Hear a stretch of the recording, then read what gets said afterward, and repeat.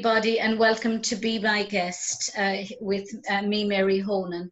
And today my very special guest is all the way from Australia. The signal isn't great. We can hear him perfectly, but bear with us with the slowness of the imagery. But everyone and his mother seems to be on the internet today. So hello, Brent Pace, all the way from Sydney. Sydney? Well, I spent some time in Sydney. I spent some time there, but I'm in Melbourne at the moment, and I grew up here. How are you, Mary? I'm very good, Brent. And you're involved in the Irish dancing community in Australia. I am. How big is it? Irish dancing in Australia is growing, is still growing. We're probably at a little bit of a standstill the last couple of years. But every time something comes into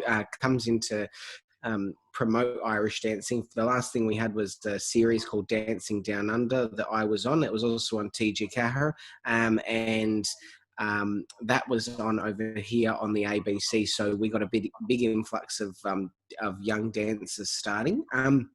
Irish dancing over here obviously exploded with the start of Riverdance and Lord of the Dance, as it did, around the world back in the mid 90s.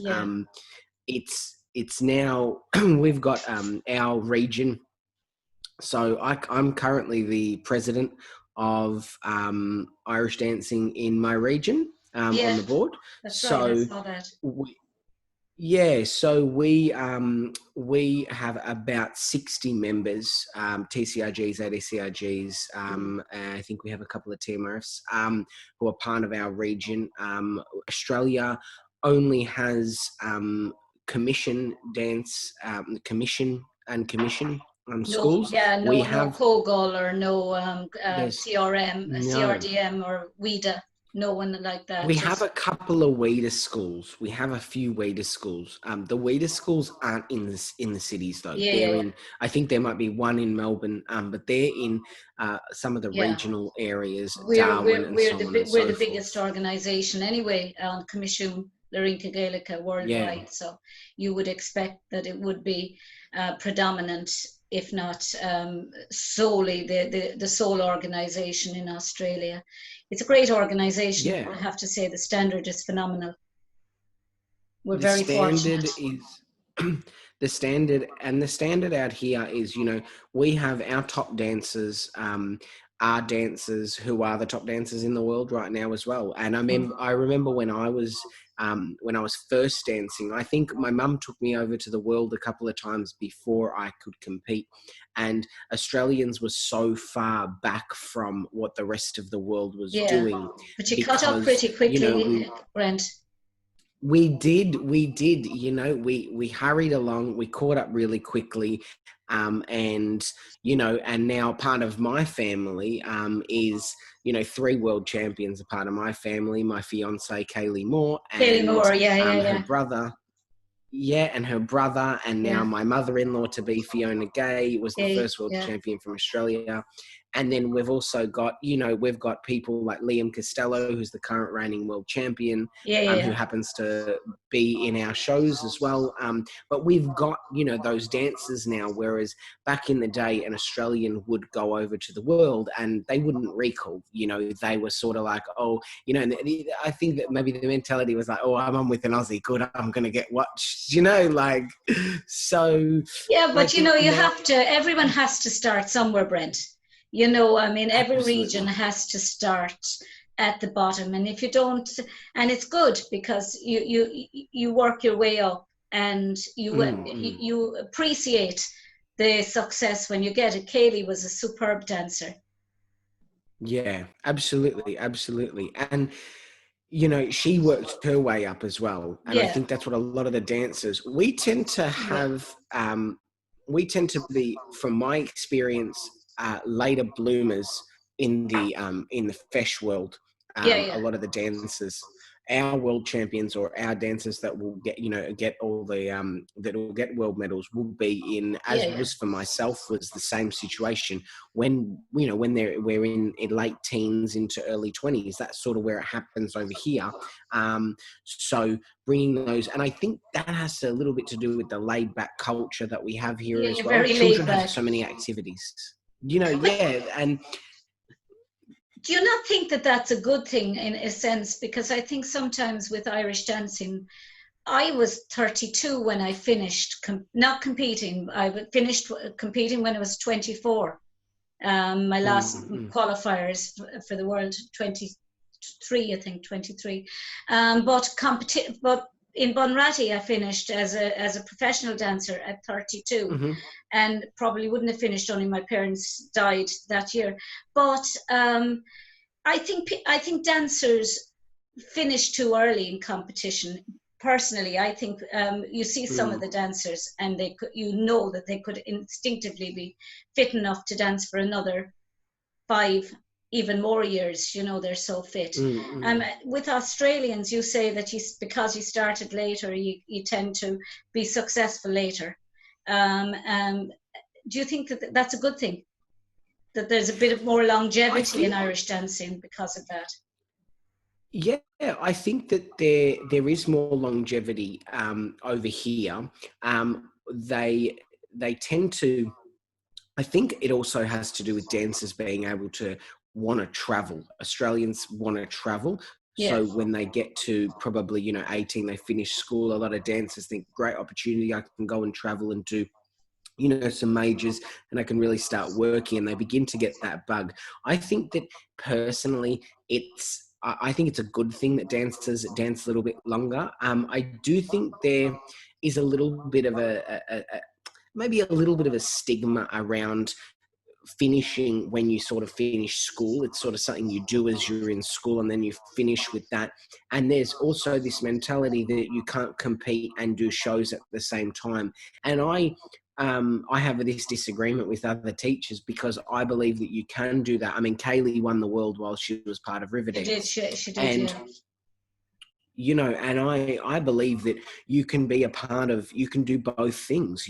I don't, because you're still dancing. If you're focusing on your basics when you're dancing in a line in a show, then when you come out of or you're focusing on rolling your ankles, or you're focusing on your back foot, then those things are going to resonate, and they're going to come across in your solo dancing just Absolutely. as much. If you're, Yeah. Yes, you're not doing a full hornpipe, but at the same time, I think that there needs, if you want to be a dancer, your stamina is also being worked on constantly as well, because I know I was in shows 7 nights a week at the same time as I was doing my last Munster Championships, and last World. So yeah, it can be done, but yeah, there's fors and against, I suppose, and I can see both sides. But then I can always see both sides of an argument. I'm probably the wrong person to talk about that to, because I can always see both sides of an argument on something like that. Yeah, that's a good thing. Yeah, it can, but you wonder then why others can't, But yeah, but how did you get involved, Brent, in Irish dancing? So I got involved in Irish dancing. Yeah, I got involved in Irish dancing when I started dancing when I was about 3, and then started and stopped for probably 2 years. I was lucky enough that my mum is a TCRG and ADCRG. Yeah.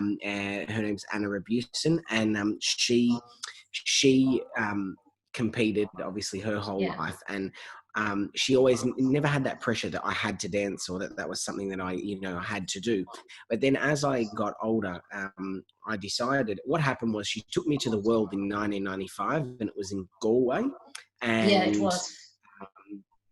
And I went to the World then, and then I went to the World in 96 with her as well, and I believe that was in Dublin. Mm. And I was only really young at the time, and I wasn't able to dance in the world. And my mum made me watch. She said, "Just watch the boys, watch the boys." So I think it was one of those two experiences. It was the '96 world.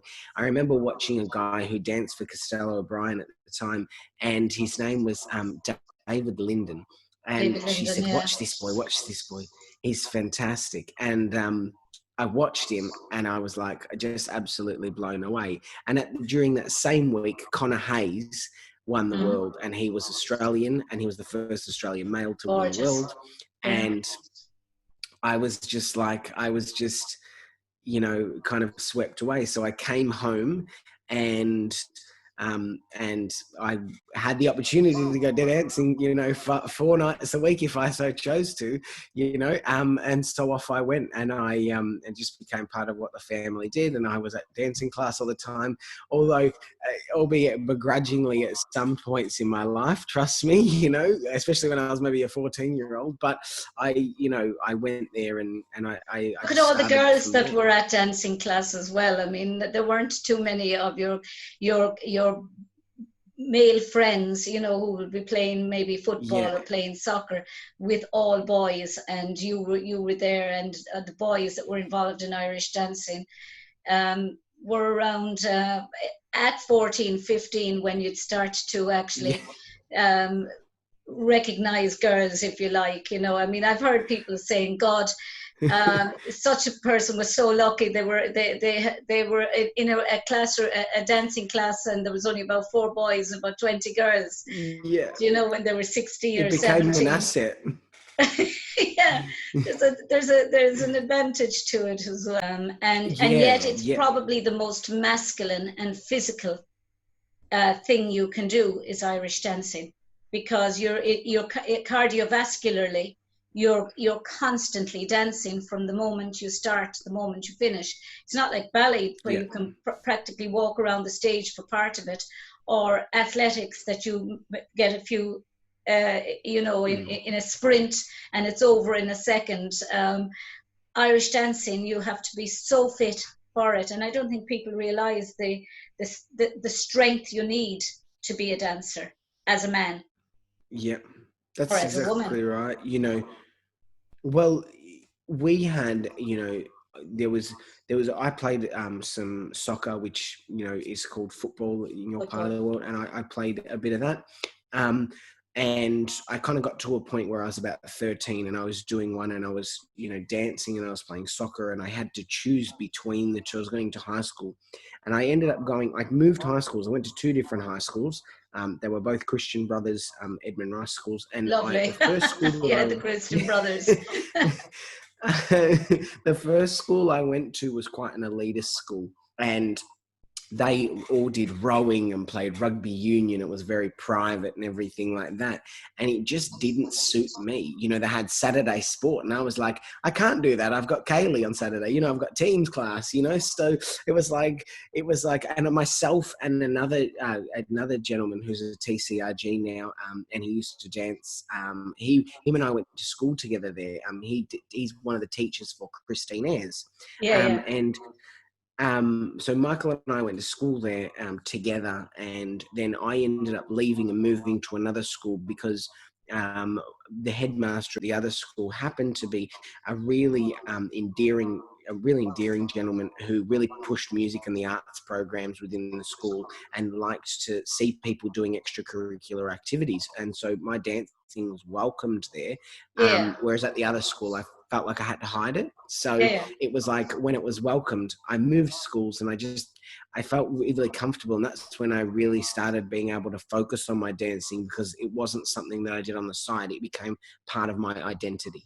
But isn't it So, great when you have somebody like that? I can remember now, I worked in a company at the time that I was actually in shows at night, and I'd work mm, from 8 to 4, and then I'd go from 4 to, or from 5 to 11 every night, 7 nights a mm-hmm, week, and 2 yeah, shows a night. But I had a boss in my day job, and I never realized for about 2 years that his wife was an adjudicator as well. I'm an adjudicator now, but I wasn't at the time, and she was. And I always wondered why. John Costello, always gave me time off, even when my holidays were up to go on tour to France or Germany. He used to say to me, if you want to go on tour, you go on tour. It's always good for an American company to see one of their employees involved in Irish dancing. Never realized that John's wife was an Irish dancing judge until, I'd say, 2 years later. And I always credit that man with being an inspiration to me, because he actually gave me the opportunities. He never ever denied me the opportunity to take time off, whether it was at my own expense or paid, to do, even if my holidays, if I had used them up on tours. He always gave me the time off. And I think, like that principal in your school, it's people like that, you know, it's almost, I suppose, like the Billy, what you call it? A moment, Billy, I'll think of him in a minute, that you know, that show in London, Billy Elliot. Billy Almost like a Elliot, Billy Elliot moment for you. You were given that that encouragement from a teacher in your school or a principal to follow your dreams. Do you know? Absolutely. And I think having that opportunity, it all changed for me. My mum sent me to the UK when I was in year 8. And that was sort of like that turning point. I moved schools after that. She sent me to go and dance over there. And I went and I danced. I've had a few different stints over my time over there, and I danced in the Midlands for Shania and McMahon when they were in their heyday, and they had, you know, numerous world champion figures, and they had every boy they had was in the top 5 at the world, and you know, they really had a great school, and that was a turning point. Is I was pushed out of my skin, because, you know, you get to that point where you have to make that decision. I said, right, I have to do dancing. I have to do it properly. So I decided I was going to drop the football and start doing dancing properly, and, you know, really start getting into it. And I, you know, kind of, my mum went, right, well, I can't deal with you, so you can get on a plane and go over there and they'll look after you. You can go to, you know, Rose and Gordon. And off I went, and I ended up in the UK. You went to Shania and McMahon. I did, yeah, I did. So I spent 4 months there. Great school, wasn't it?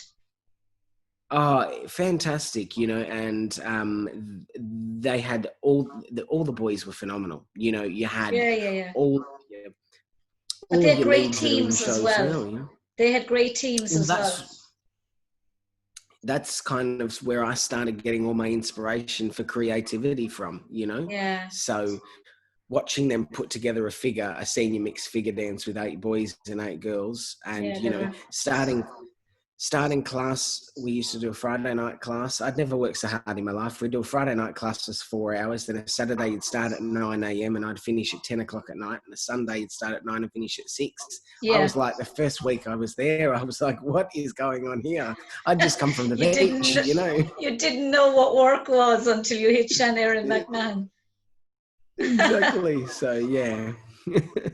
Yeah, well, well, you know what they say, no pain, no gain, Brent. No, that's right. And it's all got to start somewhere, you know.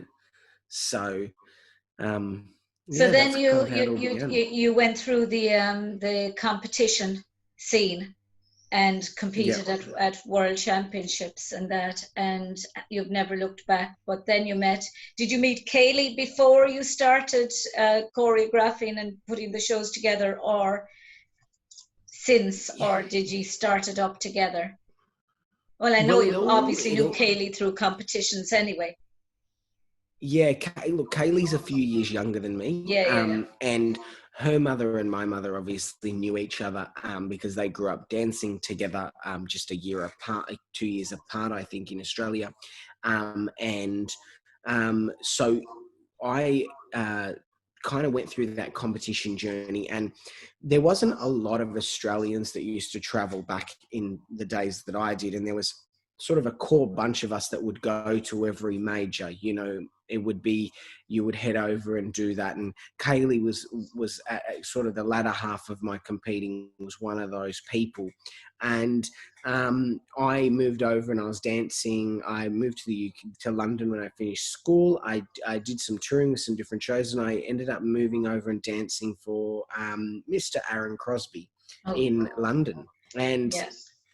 I danced for him, and now we have this joke in the family because there's I got, like, John T. Cayley's brother bought me for Christmas a mug, and it has a big 6 on it because I have been 6th at every major in the world. So there's a there's a bit of a ring. So yeah, so we've kind of, and then, you know, Kaylee and I started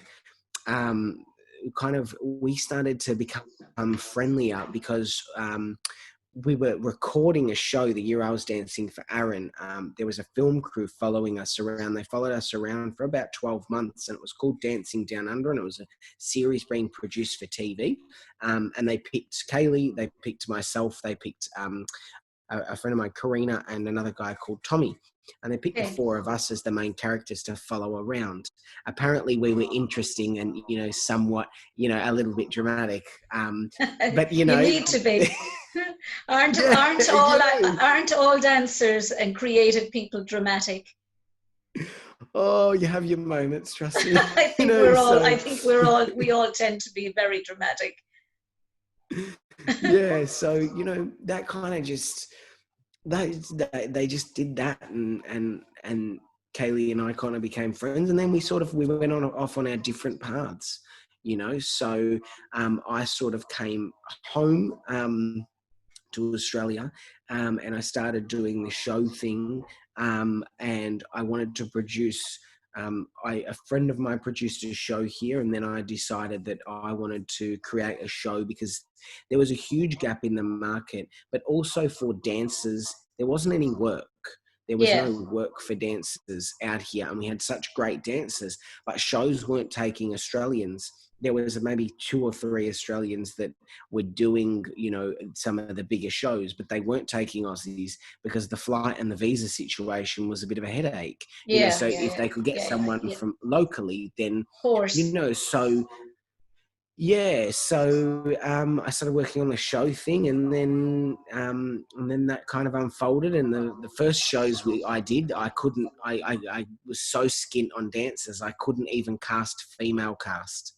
I couldn't get enough girls. I only needed 4, and I couldn't get them. No one would do it. It was like, I just, you know, yeah. So you couldn't find 4 girls.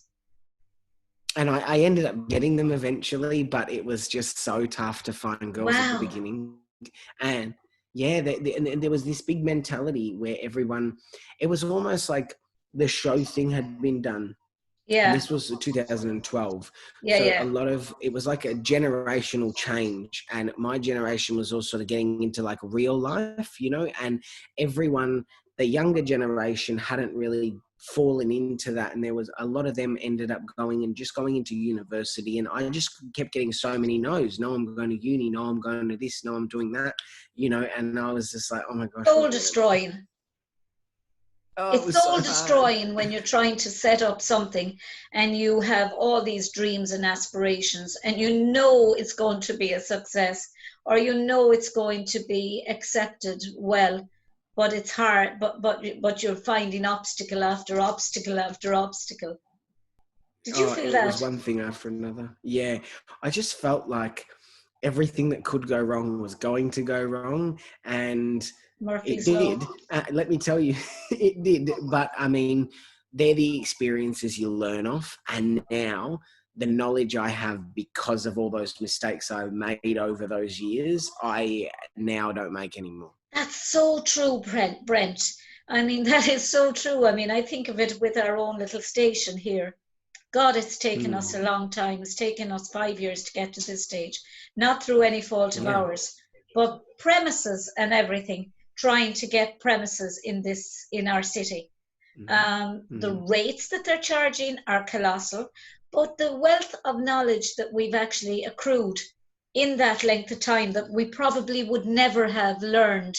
Half the things we've Yeah. learned, editing, podcasting,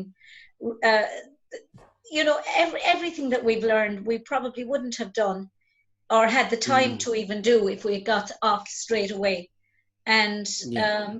and I'm sure you felt the same way, that you learned so much along the way in the process Yeah. of getting started.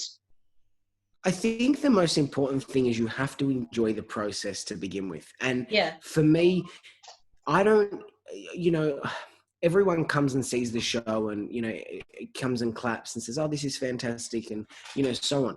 I don't necessarily, don't get me wrong, I love it, but I enjoy the process. I'm a bit of a nerd like that. I think I love the process of building it and the process of putting it together. I, as part of when I started the show, I had a partner at the time who I started the show with, and her and I started the show together. And she, since we've gone our separate ways, but we had a dancing class that we started. She got her TCRG before I did, and I still competed a little bit here and there during that period. I just wasn't ready to solidify that yet, and she was a bit older. Yeah. So when it's a big step, isn't it, Brent? It's a big step, giving up your competitive career. You almost feel you're losing part of you. You feel like the part of you, the best part of your childhood and your teenage years is suddenly going, and suddenly you've got to be this grown up and decide to do something sensible with your life, like becoming a TCRG or an ADCRG. Yeah. And I don't like change. Yeah. I hate change. So, you're picking screaming into the next stage of your life. I'm sure that was the same with you. It was. I was in a position where she had the dance. We had a dancing school, and I had the show, and the show was something that was going to take a long time. It was a slow process, and we had to make a lot of mistakes as we parted our separate ways. And then later down the track, Kaylee and I got involved. The show was in its infancy, and it was quite stagnant at the beginning because I just didn't know what to do when I was trying to learn. But I had a class as well. So I had a dancing class, and I enjoyed the process of those kids coming into the door. And I had so many little ones that started because of the TV show that Kaylee and I were on. So I enjoyed this process of these kids growing up from little beginners who we're all going to the world this year. They now dance for, I don't teach anymore. They all dance for Breda Pierce, but they were all Breda is lovely. Isn't Breda lovely? Yes. Breda, and Eileen Mulcahy. I know Eileen as well, and Catherine Coleman now has gone back there. She's gone back to Australia. She's moved back home. Yeah, she's in Sydney now. She's in Sydney. Sweetheart. But the idea of giving up, I suppose for me, giving up my teachers, going and getting my teachers and giving up I went back and I did a world in 2016 because I just hadn't finished that part of my life off, and I just wanted to do another world. And I went back and I ended up doing another world. And I'm so glad that I did. But then, because I had this class and we parted company, I had to make a decision about what I was doing about these 50 dancers that I was teaching, and I had my name down to do the exam. And I was like, you've got to do this. You've got one world. And I think it was like the March, and the world was like the next month. And I was like, you're doing the world. Then you've got to do your teachers 4 months later. And one, if you fail, you won't have a job or a dancing school. And two, because there won't be a qualified teacher around. And two, if you don't put everything into your competing, and you do pass your exam, then you'll have regrets there too. So it was like, oh my gosh, all happened at once. But I'm glad because I closed those books and I moved forward, and and I'm happy with where it's taken me. So where did you come in that world? Sixth? I came seventh, but that was okay. Because the way you said that earlier, you were always sixth.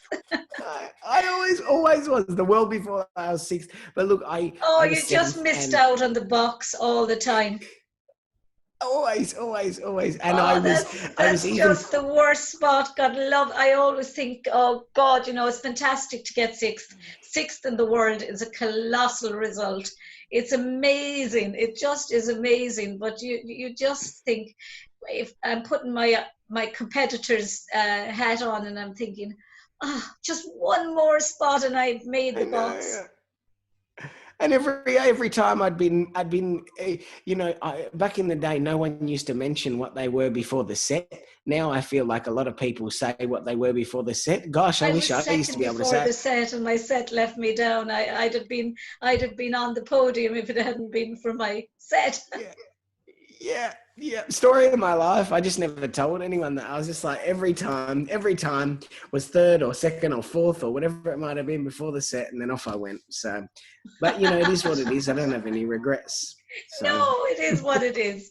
Life is a journey, and I mean, there's people who would have given their eye teeth and not, just to get sixth, yeah. or to get eighth or 10th. I mean, everyone has their goals, but when you're consistently just one more step now, and I've made it to the podium. Exactly. I can feel your pain, but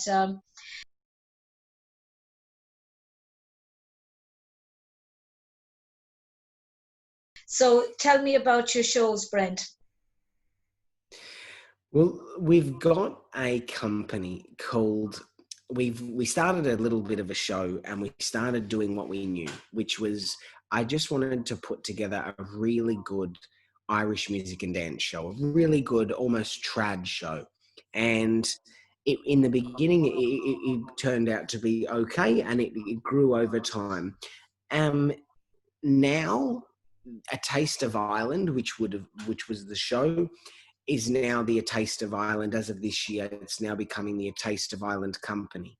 And through talking with a lot of people, one of Kaylee's best friends is Kira Sexton, and she believes in this with myself as well. I was chatting to her the other night. One of the things I believe is that Irish dancing is an art form, and it's an art form that I do. it doesn't have to be a type of show. Yeah, I don't see it as an athletic or a sport or anything like that. I see it as pure art.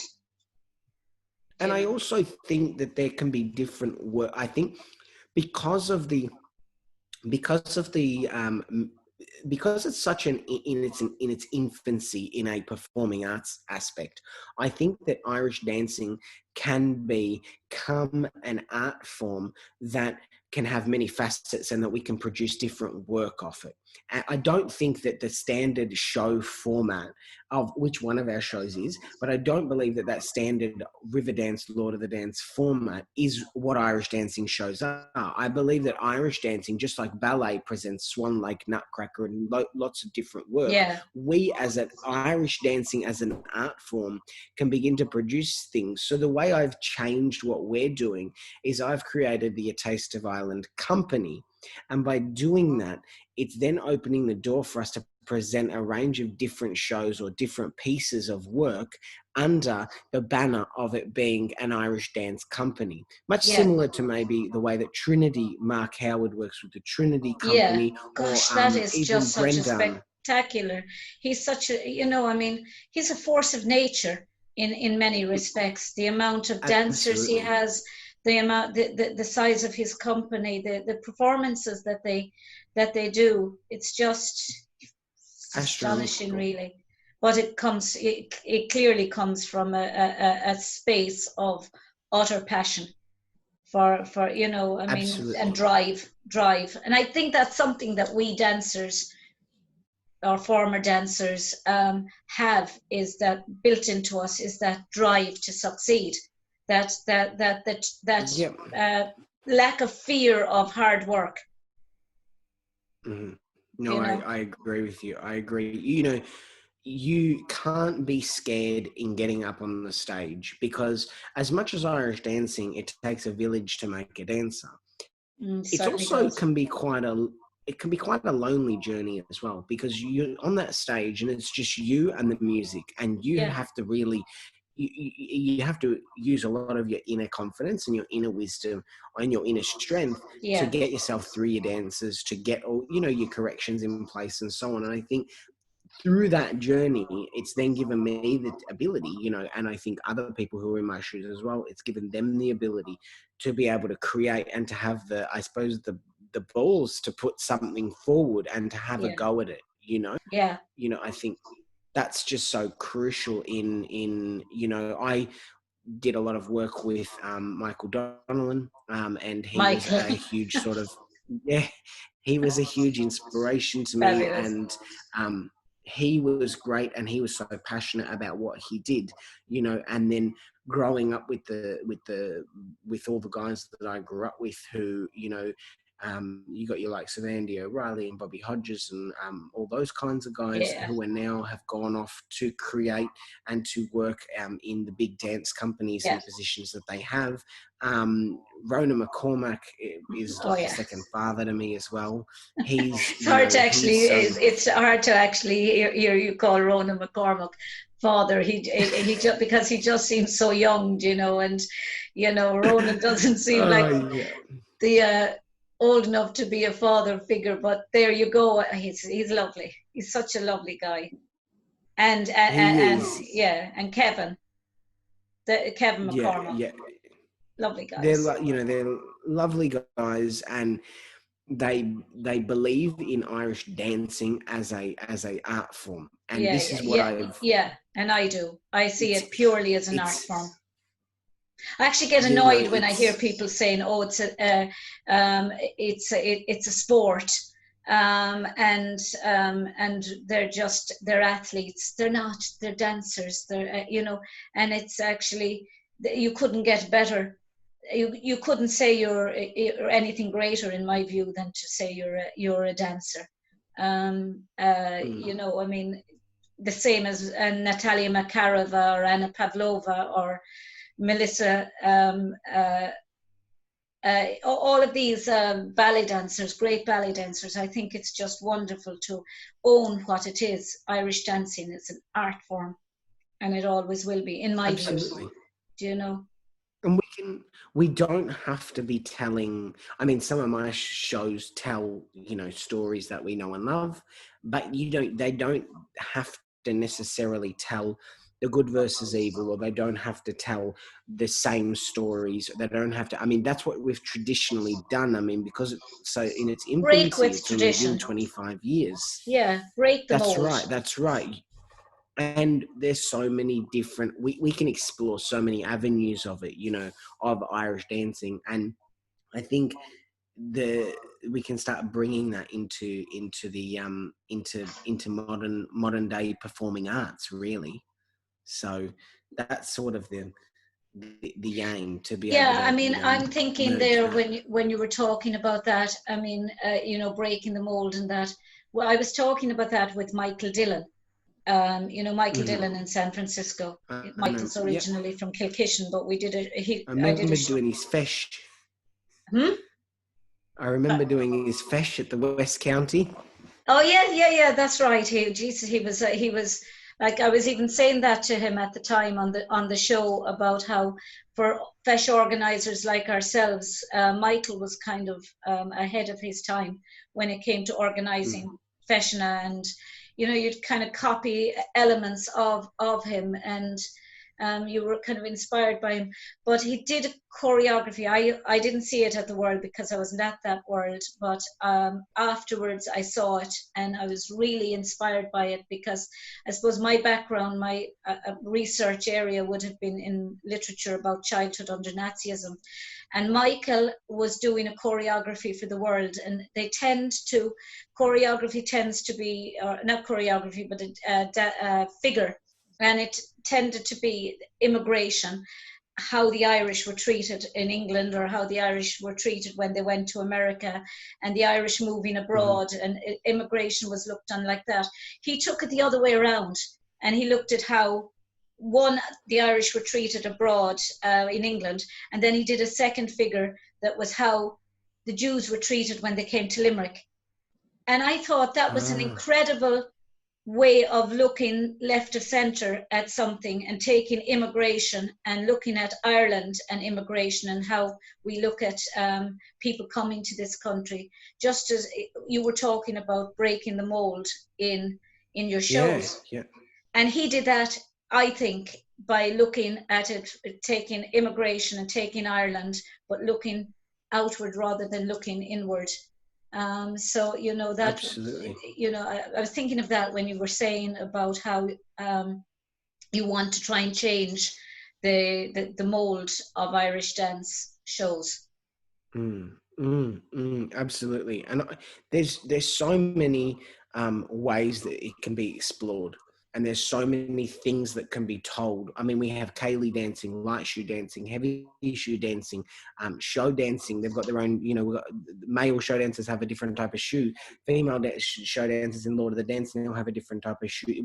There's so many. It's like its own web of all these different miniature art forms under the banner of Irish dancing. And we can start looking, you know, we can start looking at looking at it through different lenses and looking at its perception and the way that it's perceived. And I mean, I think that, you know, just changing the opinion. I've just joined the marketing committee for Irish dancing out here, and one of the things that we have to discuss is how do we get more kids into dancing? Well, we need to educate people on what Irish dancing is. That's what I was going to ask you next, was how do you envisage getting, you know, you started from the struggling to get 5, and now you have many more than 5 girls.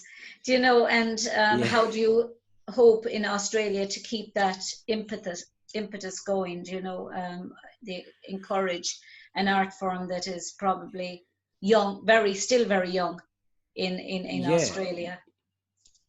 We have, well, we've got a few different things. So one, our company is now being represented in the United States, and people over there are just trying to wrap their head around an Australian guy doing Irish dancing in America. They're just not quite sure how to take that. So, you know, so there's that, but I have a very much an ideology that we need to do what other dance forms do, and we need to go down that company route, and we need to start educating dancers and giving them what I used to say to some of my dancers towards the latter end of when I was teaching, and I'm teaching again now. I'm teaching a couple of kids here and there, but you know, I always say to them, you need to become employable. You need to become employable dancers. I don't want to just see your hornpipe 4 days a week, every single class, you know, and just focus on that. You need to become employable dancers. So about last year, and we were actually doing a show with it this year, Kaylee and I launched, we put out there that we were doing a Christmas show, and we put out an audition at the Australian Nationals, and we had 65 dancers rock up for this audition for one role.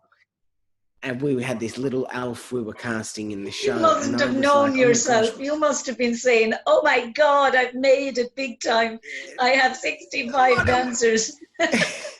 What are we going to do? And I've got these kids right from, you know, 10 right till 16. You know, they were all in the middle. And they weren't the ones that could tour, but they could do the cameo role when it came to their city. And I was like, oh my gosh, what am I going to do? And I was talking to Kaylee, and we'd been to America, and we'd seen how a friend of ours who was in Cirque du Soleil had he had a dance company, and he had dancers on I think they do rehearsals 3 days a week. And they don't get paid for the rehearsals, but they get to do the performances, and they put together a new show every, 4 times a year for each season. And I said to Kaylee, why don't we look at doing something for all these junior kids? So we put an offer out, and we contacted a few of our friends, and some of them happened to be Will Bryant, who's a lead dancer in Riverdance, who was home at the time, and a friend of mine, Celia Shawcross, who is trained in all styles of dance, and she's a TCRG as well. And a couple of different dancers, some from our own show professionally. And I said, look, let's do this. Let's do a week. We'll do a workshop for all the kids. They can all come, and we'll put together a show at the end of the week. And our biggest thing was not charging any money for it. So we said, this is what we're going to do.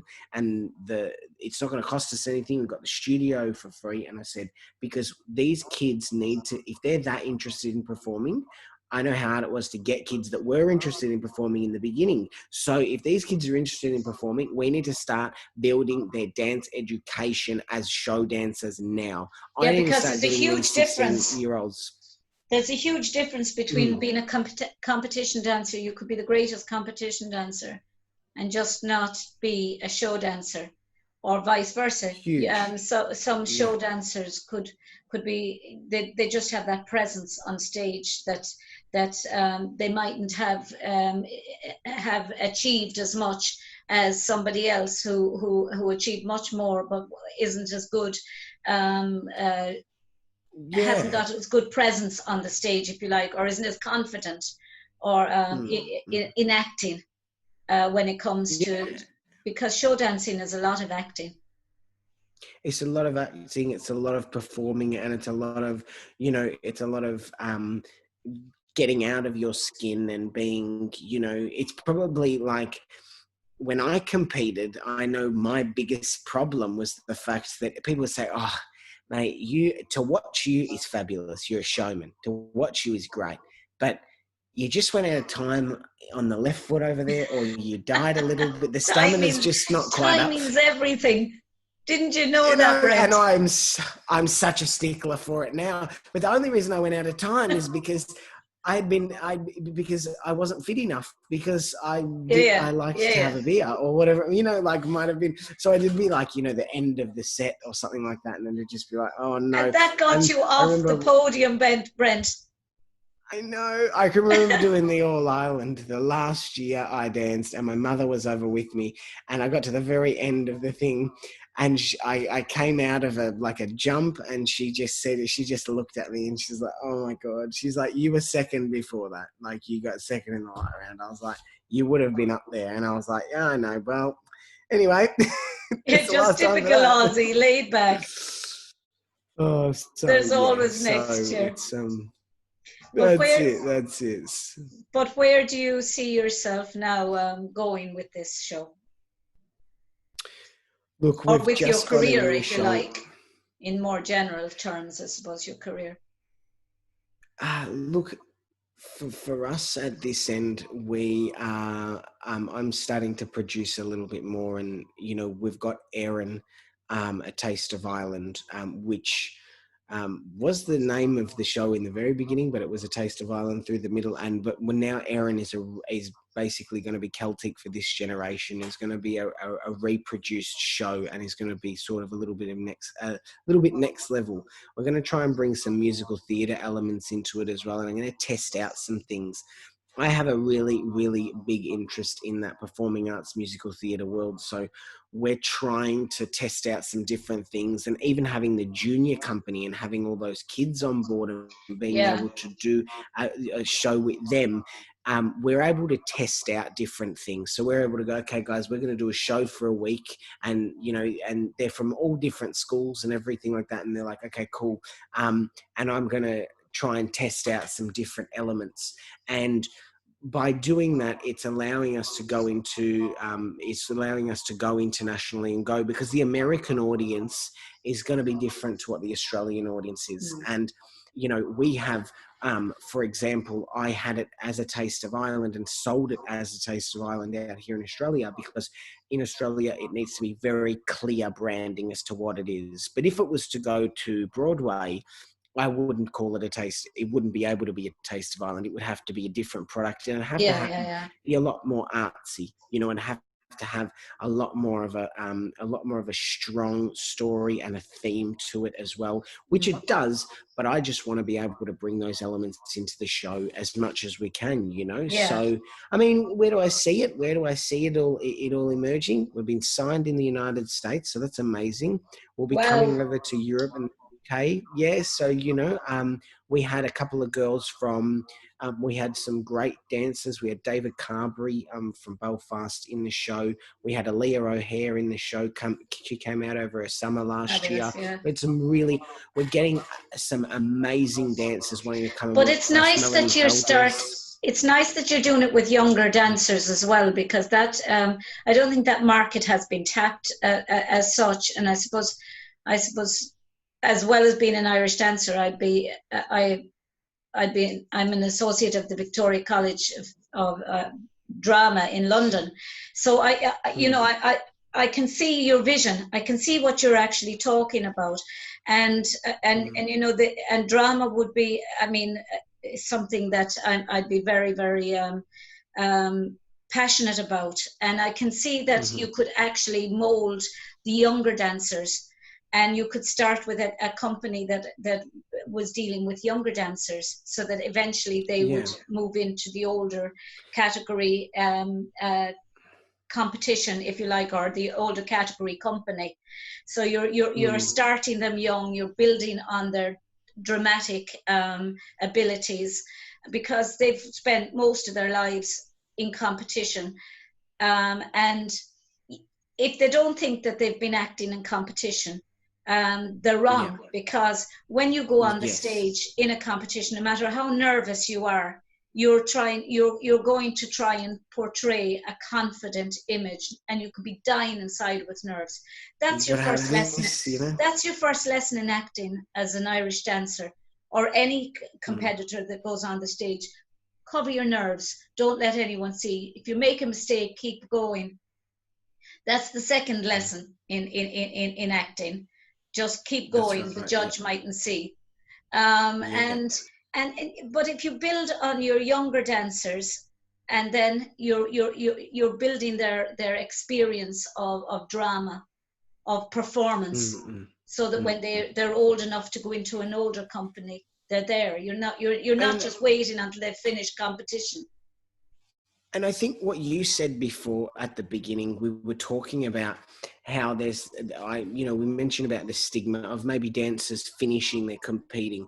I think that to provide value in Irish dancing as a product and as an art form, and to incentivize, parents to take their kids to Irish dancing, it's not something that can be paid at the end, and it's going to be, you don't get paid for competitions, and, people often used to ask that. So I think that something we need to try to carry them through would be that if we're starting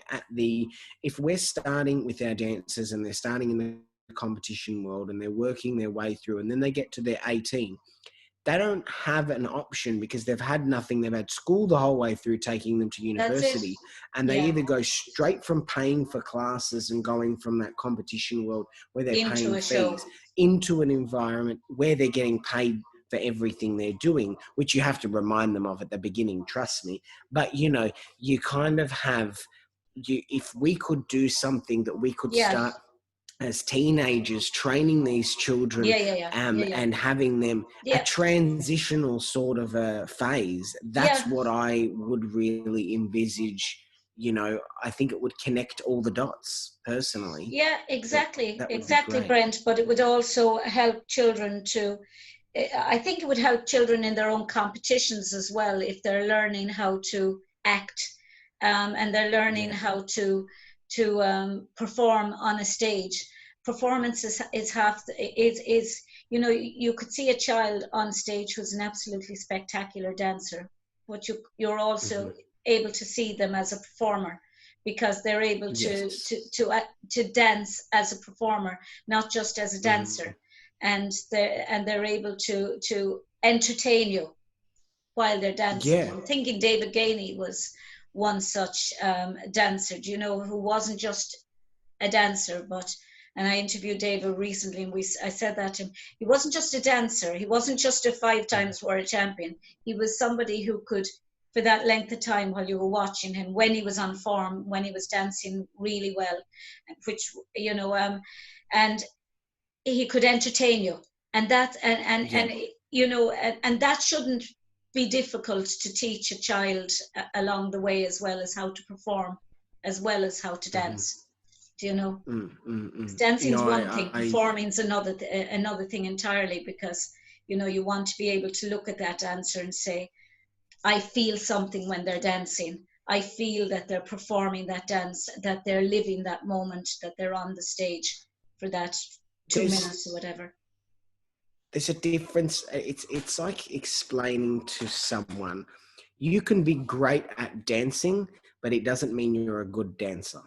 Yeah, And yeah, yeah, yeah, yeah. explaining that to dancers, and I say your dancing is great, but you're not a dancer. You're not you and the rhythm are not one. You and the beat you do not sit in the beat. You don't have a heart in what you're doing. You're just going through the motions. You've got nice points, your kicks, you're jumping, you're smiling. It's all very nice, but there is no soul in what you're doing. There's That's no, it. and that's one You thing. know, and you can teach somebody to project that soul. They have it. Everyone has it. It just needs to be, it needs to be brought. We have dancers come into our show. I mean, my girls, that I know that I'll be able to hire them come probably not 21 but 22, 23. The girls that I taught as beginners, as like, littlies, will be 17, 18, and I'll be able to give them jobs.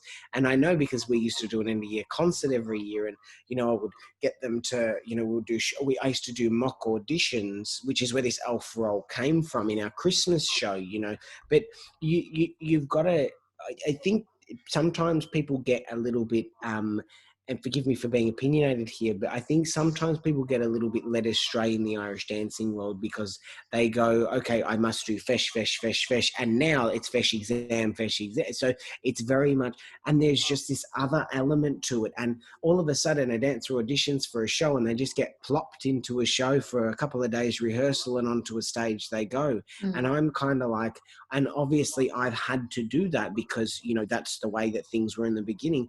We're just changing everything we do. Even with our dancers now, we work with charities as well. We work with a charity partner called Camp Quality, and we've had a fundraiser for that going on at the moment, which is going fantastic. But I encourage all my dancers, even if they're not on tour, to be a part of that. Well, the dancers that embody the culture that we portray as a show and as a business are the dancers that you want on board, because they're the dancers that every time that when you tell them that you're playing a character, we have a number in the show called Strugglers.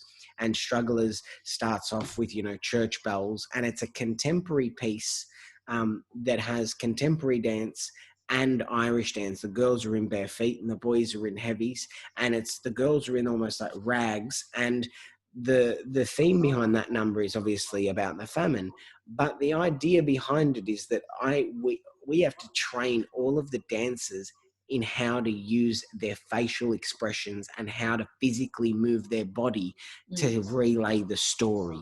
There's no one saying, and now it's the famine. It's kind of interpretive. Yeah, you have to So express it. You have to express it through your whole body, which is something that you don't have to do as much, because by virtue of the fact that in competition our hands are down by our sides, and everything is, the movement is in the feet and in the legs, and everything. You're trained to keep very, very still, and you're trained to keep your posture beautiful to project. But to be fair, we're very lucky in the teachers worldwide that are there, because they're extraordinary teachers. The ones they that particularly, I suppose, we were only saying that the teachers that are bringing children up from imagine trying to teach a child that comes in the door and doesn't know their left foot from their right foot, and then suddenly you bring them to world standard level. The actually, my pure admiration goes out to those teachers, that can bring a child from nothing, from walking in the door, not able to walk or falling over their feet, and manage to get their feet turned out, because feet are so important to me. But when you see a child walking into a class and you gradually see the feet starting to turn out, and you think, God, the amount of hours that those teachers have put through to get children to a world standard, let alone a world, to win a world, and to win maybe 4 or 5 worlds or whatever. It's just extraordinary. And it is. yeah, it's just, we're very blessed with the teachers, and with the standard of competition, and the standard of dancing that there is in Uncommissioned worldwide. I would love for us to be able to facilitate the different facets of dancing, and Yeah. to be able to have the competition, the exam, the show, the concert, all those other elements. And I would really love to be able to have Irish dancing promoted, so that the teachers there is so many fantastic teachers out there, but I would really love the art form of Irish dancing to have the opportunity and the platform on a worldwide scale to be allowed to grow. And not that it hasn't already, because Riverdance did, and Lord of the Dance but did you're wonders for facing that. difficulties when you have children. The difficulties are that they can't travel, and they can't stay up late at night past certain hours, and so you have to be very careful that that they're not overused in shows, and that but you can introduce classes where they're learning how to perform outside of competition, but you have to be very careful.